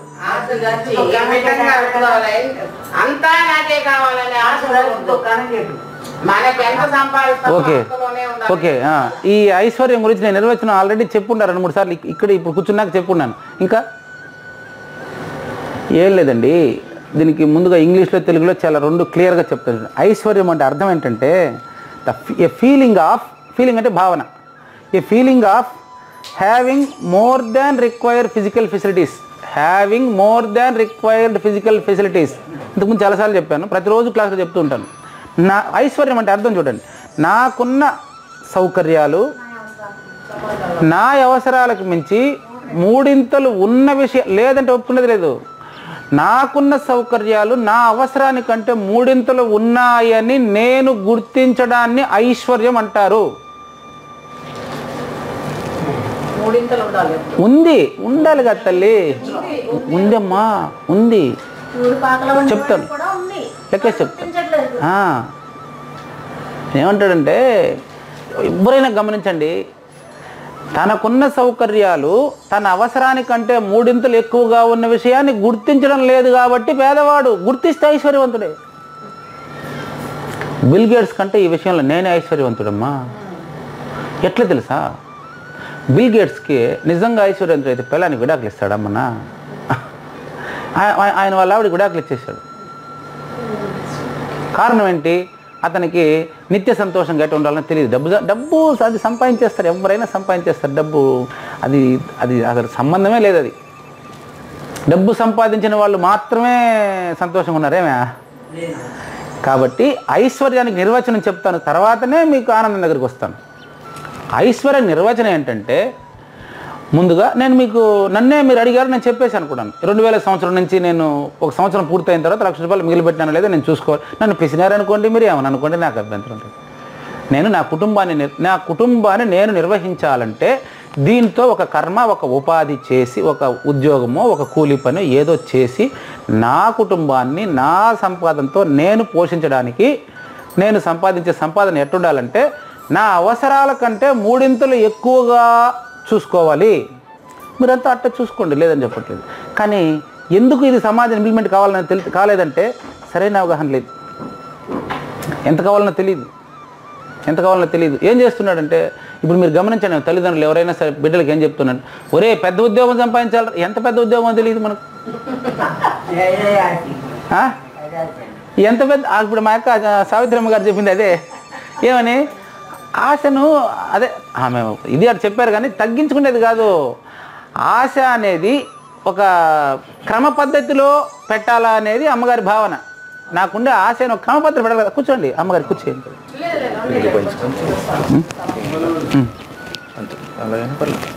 సరే, ఓకే.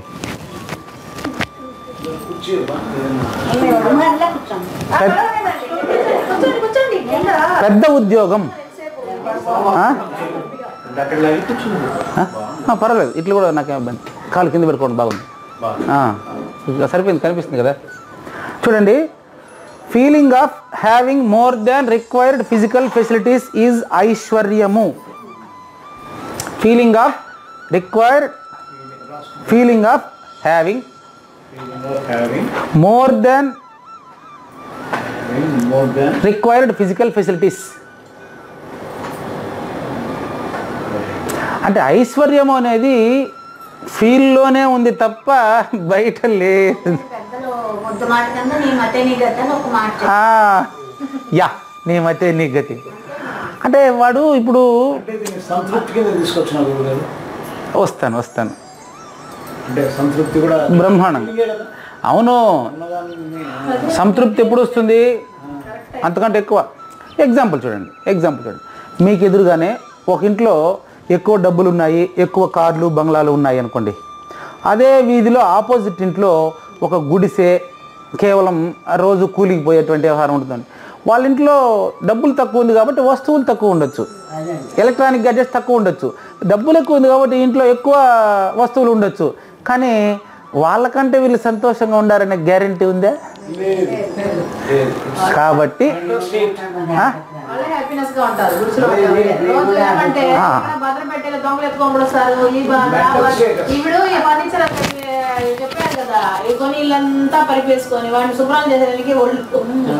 నేను చెప్పింది కూడా అదే సమయం, ఆ మాట చెప్పింది. ఒప్పుకున్నా నేను. ఆనందం కదా ఐశ్వర్యం అంటే ఏమంటే, చెప్తే మాట చెప్తే వినే పెళ్ళాం ఉండాల, పిలిస్తే పలికే పెళ్ళాం ఉండాల, పిలిస్తే పలికే కొడుకులు ఉండాల. ఇట్లాంటి వాళ్ళు ఉంటే అదే ఆనందం. కానీ ఐశ్వర్యం డబ్బు కాదు ఐశ్వర్యం. ఇప్పుడు అట్లాంటి భార్య, అట్లాంటి పిల్లలు, అట్లాంటి తల్లిదండ్రులు దొరికితే అంతకంటే ఆనందం ఐశ్వర్యం ఉంది. అవన్నీ లేకుండా నీకు వాడే నా కొడుకు 50 లక్షలు ఇస్తారు సంవత్సరానికి, వెళ్తుంటే నాకు పిలిస్తే నాకు అవ్వదు, నేను అమెరికాలో ఉన్నా, నేను రానంటాడు. ఏం చేస్తాను? ఇప్పుడు మీరు చెప్పే విషయాన్ని దాన్ని ఇప్పుడు మీరు చెప్పిందని నేను ఇప్పుడు డిఫైన్ చేస్తున్నాను. బాగునండి. పిల్లోని అమెరికాకు చదివించి పంపించింది ఎవరా? మీరే కదా ఆశపడి పంపించారు. నేను పంపించకుండా వాడు పోతా అంటాడు. ఎందుకంటే అవకాశం వచ్చిందంటే ఇట్లా నేను వదలలేను అంటాడు. నువ్వు వదలొద్దు అంటావు. ఎందుకంటే అమెరికాకు పోతే ఏమైంది? పోతే ఏమైంది? అట్లా చెప్తే మనం వాని ఆశని వదులుకో అంటే అట్లా అనుకుంటే సైంటిస్ట్లే ఉండరు. సైంటిస్ట్గా అమెరికాకు పోనీ పర్వాలేదు. పంపించకపోతే దేశం ఏమైపోతుందో దేశాన్ని కూడా చూడాలి. మిమ్మల్ని పంపించొద్దని ఎవరు చెప్పలేదండి. పంపించండి, పర్వాలేదు. నేను ఐశ్వర్యము అంటే అర్థం చెప్తున్నాను చూడండి. ఉన్న సౌకర్యాలు అవసరానికంటే మూడింతలు ఉన్నాయని గుర్తిస్తే దాన్ని ఐశ్వర్యం అంటారు. అనుమానమే లేదు. ఇప్పుడు ఆనందం దగ్గరికి వస్తున్నాను. సరే, ఆనందం దగ్గరికి వస్తున్నాను చూడండి. ఆనందం అంటే అర్థం ఏంటి? ఇంతకి అమెరికాకి పంపించారు, అప్పుడు ఆనందపడ్డారు. అది కూడా చేశారు. ఈ తల్లిదండ్రులుగా ఆశ, మనలో చిన్న చిన్న ఆశలు ఉంటాయి. లేదండి. ఆ విషయాన్ని మీరు ఉదాహరించడం అంటే ఎవరిది వాళ్ళు సరి చేసుకుంటారు కాబట్టి అది ఉదాహరించకుండా మీలోది చెప్పండి అంతే. మీ యొక్క రైట్. అంటే ఆయన చెప్పారు కదా, అమెరికా పంపిస్తే ఆయన చెప్తాడు, మీరు చెప్పండి అన్నాడు. బాగానే ఉంది. నేను అంటున్నాను, కొంచెం బాగా గమనించండి. ఐశ్వర్యాన్ని నిర్వచనం వచ్చేసింది కదా, ఆనందానికి నిర్వచనం. నేను ఫస్ట్ చెప్పింది ఆనందానికే. దానికి కన్ఫ్యూజ్ అయ్యారు. సరే ఇప్పుడు చెప్పండి మళ్ళీ. ఆనందము అంటే అది ఇంతకుముందే చెప్పాను, బయట నుంచి వచ్చేది రివర్స్. మీరు చెప్పిన దానికి పూర్తిగా నేను వ్యతిరేకంగా మాట్లాడబోతున్నాను. అదేం తెలుసా? చూడండి అమ్మా, మాట వినే పెళ్ళాం ఉండాలి, మాట వినే కొడుకు ఉండాలి కదా. ఒకే ఒక నిమిషం, ఆవిడ కూడా మాట వినే మొగుడు ఉండాలి. మాట కరెక్టే స్వామి. నేను చెప్తున్నా. చెప్పాలంతే. కరెక్టే. అంతే. ఆమె చెప్పాలి అన్నమాట. మన ఫ్రీడమ్ అని ఆమె చెప్పాలా. కావాలనుకుంటే అది అట్టుంటే ఆమెకి ఆనందము. అది నేను ఇవ్వకపోతే నా తప్పు. ఈ రెండు కలిస్తే ఇంటూ అయినాయి తండ్రి. కొంచెం చూపిస్తాను సినిమా, ఇప్పుడు వినండి. అరే చూపించండి ఉన్న గురువు గారు, నేను తప్పట్లే. తప్పు పట్టమనే అడుగుతున్నా నేను. మీరు చెప్పిన దాన్ని ఏమైంది తెలుసా? ఆనందం ఇప్పుడు మీరు చూపించాలి దాంట్లో. కాదు, నా పెళ్ళాం నా మాట వినాలి అని మొగుడు అనుకోమంటారు, నా పెళ్ళాం నా మొగుడు నా మాట వినాలని పెళ్ళని అనుకోమంటారు. ఇప్పుడు ఎట్లా ఆనందం వస్తుంది? అంటే ఇంట్లో అదే మళ్ళీ అది చెప్తాను కదా, ఇంట్లో ఎవరి మాట జరగాలి? ఇంట్లో పెళ్ళ మాట జరగాల, బయట భర్త మాట జరగాలి. అంటే మాట అట్లా దాంట్లో సంవరణం చేసుకోవాలి దాన్ని. పోనీ నేను చెప్తాను ఒకసారి, కరెక్ట్ పనికి వస్తున్నాను చూడండి. నా భార్య నా మాట వినాలి అని నేను అనుకుంటే, నా మొగుడు నా మాట వినాలి అని భార్య అనుకుంటే ఆనందం రాదు, నరకం ఉంటుంది ఇంట్లో. ఈయనండి చెప్తాను. ఇంకొకటి చూస్తానండి, మా ఆవిడ చెప్పినట్టు నేనే వినాలి అని నేను అనుకుంటే, నా భర్త చెప్పినట్టు నేను వినాలి అని ఆవిడ అనుకుంటే, దాన్ని మాట వినడము అంటే మాట దాన్ని అట్లా తీసుకోవచ్చు. సరే, ఇంకో రంగా చెప్తాను. గౌరవించడం ఎట్టయినా పెట్టుకొని మీ ఇంకో రంగా చెప్తానండి. మా ఆవిడకి అనుకూలంగా ఉండండి. మా ఆవిడకి అనుకూలంగా నేను నడుచుకుంటానండి, ఇది నేను అనుకుంటాను. లేదండి మా ఆయన ఏం చెప్తే అదే నేను నడుచుకుంటానండి అనుకో, అక్కడ దాన్ని అనన్యమైన ప్రేమ అంటారు. ఇద్దరిలో ఒకే భావన అంటారు. బాగా గుర్తుపెట్టుకోండి. నేను పోనీ స్పౌజ్, ఈ భార్య భర్త పక్కన పెట్టండి. స్పౌజ్ నా జీవిత భాగస్వామి చెప్పినట్లు ఆమెకు అనుకూలంగానే నేను నడుస్తాను అని ఆమె అభిప్రాయాలను తెలుసుకుని ఆమెకు అనుకూలంగా నేను ప్రవర్తించినప్పుడు ఆవిడ నాకు అనుకూలంగా కూడా ప్రవర్తిస్తుంది. ఇది అనుభవంతో చెప్తున్న మాటేను. ఇందులో అనుమానం ఏముండదు మీకు? అక్క అనుభవం అందరికి సమానమే. ఇప్పుడు తీర ఐస్ దీని వచ్చేసింది. చెప్పండి నా వాళ్ళే తినాలా, నా వాళ్ళే నా ఇంటికి రావాలనుకుంటుంది. Yes correct. మీరు చెప్పండి. మీకు అక్క ఆన్సర్ ఉంది, ఆన్సర్ ఉంది చెప్పండి. ఇప్పుడు చెప్పేస్తాను. ఈ ఆడవాళ్ళలో నువ్వు చెప్పినట్టు కానీ ఏకీభవించి కానీ సంసారాలు చేస్తే ఈ విలువలు పెద్ద చిన్న అనే గౌరవ భేదాలంతా ఎక్కడ ఉండదు, బాగుంటుంది, సంసారం ఆనందంగా ఉంటుంది. ఇప్పుడు నా వాళ్ళు వచ్చినారు చెయ్యంటే పోయి ముసుగేసుకొని పడుకుంటుంది. చెప్తాను పోయి వాటర్ తెచ్చిచ్చేయండి నాకు బాగాలేదు అంటుంది. చెప్తాను. అదే పని వాళ్ళు వచ్చినప్పుడు ఏం చేస్తాడు ఈయన, నాకు అసలు టైమే లేదు నేను పోతా ఉంటాను నువ్వేమన్నా చేసుకొని చెప్పేసి పోతా అంటాడు. అంతేనా? రైట్, బాగుంది. దీనికి కారణం చెప్తానండి. దీనికి కారణం ఏంటంటే ఐశ్వర్యానికి ఆనందానికి సరైనటువంటి తేడా తెలియకపోవడమే. బాగా గమనించండి, నేను డిఫైన్ చేసి చెప్తాను ఇప్పుడు మీకు. నాకేం కావాలా, నేను ఆనందంగా ఉండడానికి ఏం కావాలా, నా శరీరం ఆరోగ్యంగా ఉండడానికి ఏం కావాలా అనేది తెలియకపోవడం వల్ల కన్ఫ్యూజన్ ఉందండి. మీకు ఇప్పుడు డివైడ్ చేసి చూపిస్తాను. నేనుకు సంబంధించింది అక్క అమ్మ, ఇప్పుడు ఐశ్వర్యాన్ని ఆనందాన్ని డిఫైన్ చేస్తానండి. నేనుకు సంబంధించింది ఆనందము, శరీరానికి సంబంధించింది ఐశ్వర్యము. ఒప్పుకుంటారా లేదా? దాన్ని డివైడ్ చేసి ఇప్పుడు చూపించబోతున్నా. నేనుకు సంబంధించింది ఆనందము, శరీరానికి సంబంధించింది. దీన్ని డివైడ్ చేసి ఇప్పుడు మీకు నేను చెప్తాను, క్లియర్గా ఎక్స్ప్లెయిన్ చేస్తాను. చూడండి, ఆ డిఫరెన్స్ తెలియకపోవడం వల్ల నేను ఆనందానికి చెప్పినాను ఐశ్వర్యానికి చెప్పినాను అని మనం కన్ఫ్యూజ్ అవుతున్నాం. నేను కూడా అనుకోండి, మీరే కదా, నేను కూడా కన్ఫ్యూజ్ అవుతున్నాను. ఇప్పుడు నేను డిఫరెన్స్ చెప్తాను, కరెక్ట్ కదా? చూడండి, మళ్ళీ చూడండి. భౌతిక సౌకర్యాల వల్ల ఐశ్వర్యాన్ని గుర్తించాలి, అంతేనా? ఆనందం అనేది సంబంధాల్లోనే చూడాలి. మీరు ఒకసారి అమ్మగారు ఒకసారి ఏం చేశారంటే మా వాళ్ళు మీ వాళ్ళు అనేటువంటిది తేడా ఎవరిలోనే సహజంగా. ఈ మా వాళ్ళు మీ వాళ్ళు అనేది సంబంధానికి సంబంధించిన విషయం, అంతేనా? ఐశ్వర్యం అనేది సౌకర్యానికి సంబంధించిన విషయం. సంబంధం వల్ల మాత్రమే హ్యాపీనెస్ వస్తుంది. సంబంధాన్ని డబ్బుకు ముడిపెట్టుకోవడం వల్లనే సంబంధాలు దెబ్బతింటున్నాయి. అది ఆ ఒక మాన్యత అంటారు, ఒక న్యూనత మాన్యత ఉంది మనిషికి. ఏమని? ఎక్కువ డబ్బు ఉంటే ఎక్కువ సంతోషంగా ఉంటామనేటువంటి ఒక ఇప్పుడు దాన్ని మీకు డివైడ్ చేస్తానండి. ఇది ప్రతి ఒక్కరికి అవసరమేనండి. చూసుకోండి, సంతోషం అనేది నా అవసరం, సౌకర్యం అనేది శరీరం యొక్క అవసరం. అదేవిధంగానే సంతోషం అనేది గుర్తుపెట్టుకోండి నిరంతరం అవసరం. అక్క ఇది చాలా ఇంపార్టెంట్.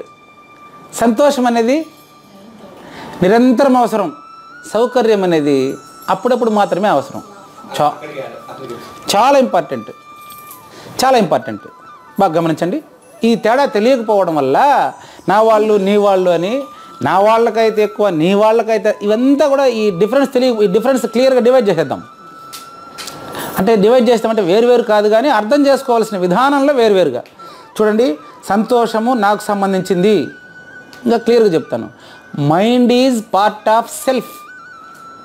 మనసు అనేది నేనులో ఉండే భాగం. Clear? Brain is part of body.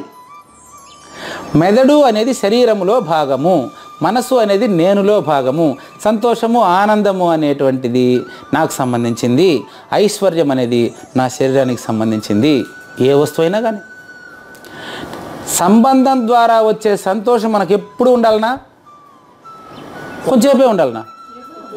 ఎప్పుడు ఉండాలన్నప్పుడు సంబంధానికి ఎక్కువగా మనం ప్రిఫరెన్స్ ఇవ్వాలనా? అంతేనా? కానీ చూడండి, అదే భౌతిక సౌకర్యాలు మనకు తాత్కాలికం అండి, టెంపరీ. ఎగ్జాంపుల్ ఏమన్నా ఏమనుకోబాకండి, చెప్తాను నేను. మనకిప్పుడు ఆహారం మధ్యాహ్నం తిన్నాం, మళ్ళీ రాత్రికే. మధ్యలో ఆహారం అవసరం లేదండి, టీ అవసరం. కానీ ఇప్పుడు ఫర్ ఎగ్జాంపుల్ మనం అమ్మగారు ఆల్రెడీ నవ్వుతున్నారు, మనం దారిలో వస్తున్నాం, పూతరేకుల సబ్జెక్ట్ వచ్చేసింది. పూతరేకులో ఎప్పుడో ఒకటి తినబోతాం అంతే, కానీ పూతరేకుల్లో సంతోషాన్ని ఎత్తుకులాడుతున్నాం మనం. ఏం చేద్దాం? మనకు సంబంధించిన వాళ్ళు అక్కడ ఉన్నారు, మన బ్లడ్ రిలేషన్స్ ఉన్నారు కదా, మనం తిన్నాము, వాళ్ళకి రుచి చూపించాలి కదా. చెప్తాను, అది సబ్జెక్ట్ వచ్చేసింది. రిలేషన్ కాదని ప్రేమ, మన కర్తవ్యం.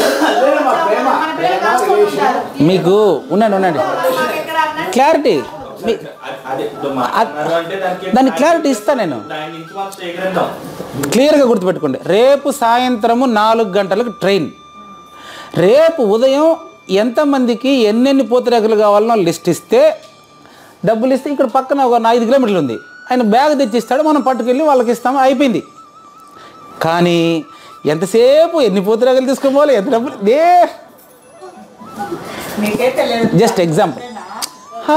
మీకు అది ఎట్లా అనేది పక్కన పెట్టండి. ఇప్పుడు చూడండి, సంతోషం కేవలం మీకు నవ్వుకోవడానికి చెప్పానండి, కొంచెం బాగా గమనించండి, క్లారిటీ ఇస్తాను. సంతోషం అనేది సంబంధంలో చూడాలి, పూతరేగలో చూడకూడదు. అంతే సంబంధం. అది ఆహారం కదా, బాడీకి సంబంధించిన, శరీరానికి సంబంధించిన విషయం. కాబట్టి శరీరానికి సంబంధించినటువంటి ఆహారం టెంపరవరీ, నేనుకు సంబంధించినటువంటి ఆహారం, నేనుకు సంబంధించినటువంటి ఆహారం ఏం తెలుసా? నేనుకు సంబంధించింది సంబంధం. ఇప్పుడు ఇంకొక ఎగ్జాంపుల్ చెప్తాను, మీరే చూడండి, మళ్ళీ నవ్వుకోబోతున్నారు. ఇప్పుడు ఆస్తి కోసం కొట్లాట వస్తుంది. ఆస్తి కోసం ఎవరి దగ్గర వస్తుంది కొట్లాట చెప్పండి? ఆస్తి కోసం కొట్లాటలే సహజంగా ఎవరెవరి దగ్గర వస్తుంది కదా? మీరే చెప్పండి, అక్కా చెల్లెళ్ళు అన్నదమ్ముల మధ్య సంబంధం ముఖ్యమా, ప్రాపర్టీ ముఖ్యమా? బా ఎంత కరెక్ట్గా చెప్తున్నారండి. కానీ వాడు దాన్ని నాకు ఇయ్యలేదు కాబట్టి వాడు నాకు అన్నే కాదు. అంటే మనకు సంబంధానికి ఆస్తికి తేడా తెలియడం లేదు. నేను చెప్పాను మీ కుటుంబంలో అందరి కుటుంబం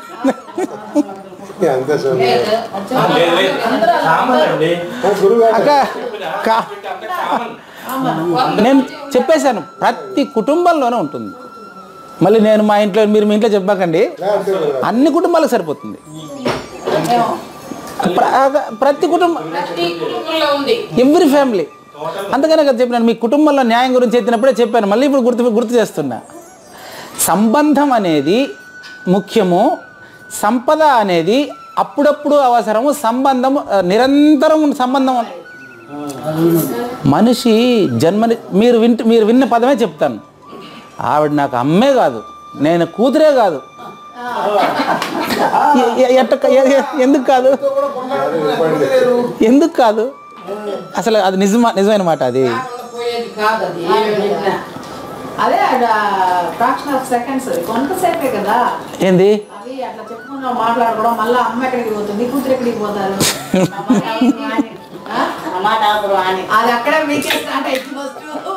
ఇప్పుడు ఈవిడే నాకు నేర్పించినట్టుంది ఈ సంబంధాలని. అది మాత్రం గాడ్ గిఫ్ట్. అది 4-5 సార్లు వింటే కానీ తెలియదు, ఒకసారి వింటే రాదు. అంటే మేమిద్దరం ఆ ట్రైనింగ్ పోయి వచ్చినాము. విషయం చెప్పాలంటే మాత్రం ఇద్దరం ట్రైనింగ్ పోయి వచ్చినాం, కానీ మానసికంగా పరిపక్వత చెందింది నేను, ఆవిడ ఆల్రెడీ పరిపక్వత ఉన్నదనమాట. ఇంతవరకు ఎప్పుడు కూడా నా వల్ల తనకు డిస్టర్బెన్స్ ఉండిందే తప్ప తన వల్ల నాకు ఎలాంటి డిస్టర్బెన్స్ లేదు, అనుమానమే లేదు. లేదు అయ్యో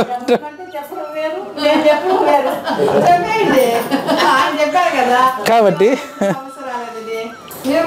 ఎట్ట చెప్తుంది నా వల్ల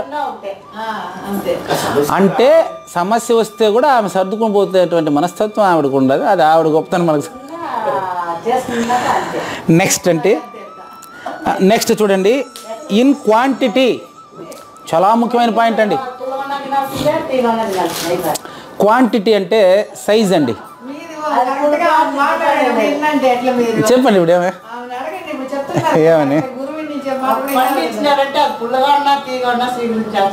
అది నేను చెప్పిన మాట అదే సరిపోయింది. నేను ఓకే చెప్తాను కదా, నిజమే, అది నిజమేనండి.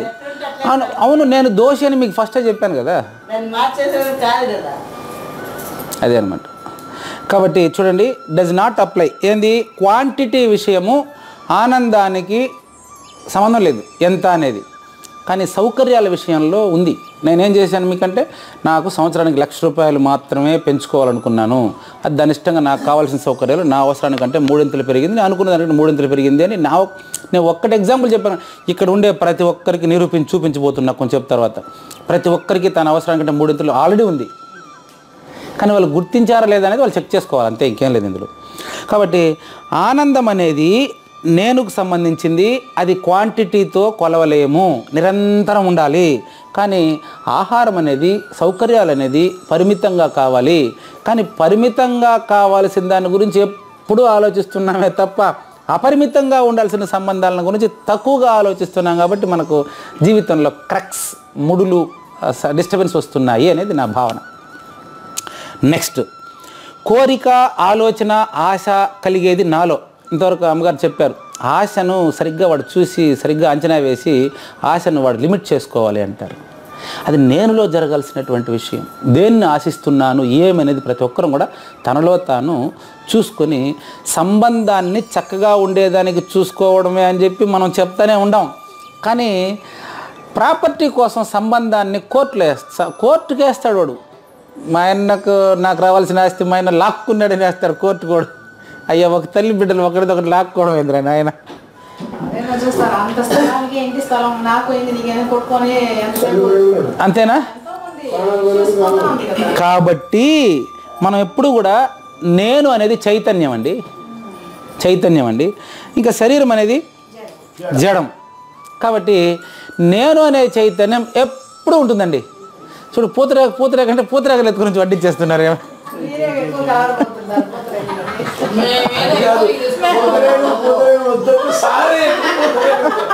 వద్దనలేదు నేను. ఎగ్జాంపుల్ చెప్పాలి కదండి.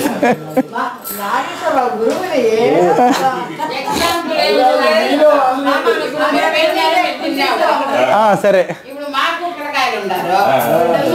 మళ్ళా ఇప్పుడు అంటే మీరు ప్రేమ అనే ఒక మాట వదిలేశారు. వాళ్ళని నాకు ప్రేమ అంటే ఓకే ప్రేమ అంటున్నారు. సరే, ప్రేమ అనే దానికి కరెక్ట్ అర్థం అనేది నాకు తెలియదు. ప్రేమ అనే మాటకి, ఎందుకంటే మనం చెప్పి ప్రేమ అనే మాటకి అసలు అది గురుగారికి చెప్తే కనుక అది రాంగ్ అనే చెప్తారు. కానీ కరెక్ట్ సొల్యూషన్ ఆయన దగ్గర ఉంది. సరే, లాస్ట్ పాయింట్ చెప్పి ముగిస్తానండి. లాస్ట్ పాయింట్ ఇంకా చెప్తారు మీరు.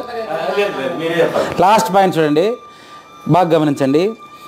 సరైన అవగాహన ఉంటే ఖచ్చితంగా ఆనందం ఉంటుందండి. సరైన అవగాహనతోనే ఆనందం వస్తుంది. ఎవరికి? నాకు. ఎవరి పట్ల? అందరి పట్ల నాకు సరైన అవగాహన ఉంటే నాలో ఆనందం ఉంటుందండి. నాకు కావాల్సిన సౌకర్యాలు నా అవసరానికి మించిన మూడింతలు ఉన్నాయని నేను గుర్తిస్తే ఐశ్వర్యం ఉంటుంది. క్లియరా? నాకు సరైన అవగాహన ఉంటే ఆనందం. ఓకేనా? నాకు సరైన అవగాహన ఉంటే ఆనందం. నాకున్న సౌకర్యాలు నా అవసరానికంటే మూడింతలు ఉన్నాయని నేను గుర్తిస్తే, ఈ రెండింటిని బేరీజ్ వేసి ప్రతి ఒక్కరూ జీవితంలో ఎలా సంతోషంగా ఉండాలనేది చిన్న బ్రేక్ తీసుకుందాం. చిటికలో వచ్చేస్తాం.